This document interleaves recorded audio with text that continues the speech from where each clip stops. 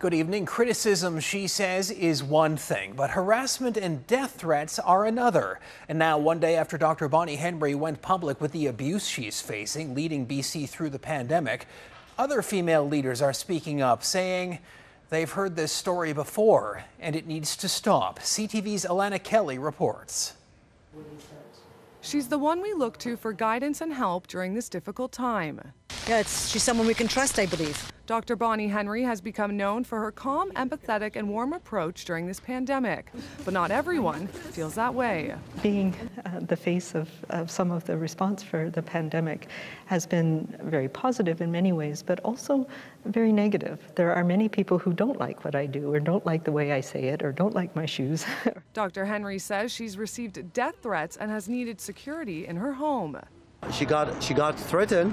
I think it's deplorable that that's happening. Oh, I think it's ridiculous. I think it's completely unacceptable that people are treating her that way. I think she deserves a little more gratitude. Her colleague, Adrian Dix, who has stood by her side day after day, says he has not received any death threats. Sometimes women in strong positions, strong, powerful, able women who are doing an extraordinary job like Dr. Henry, face this, and it's totally unacceptable. Dr. Henry has company. Other powerful female leaders have also had similar troubling experiences.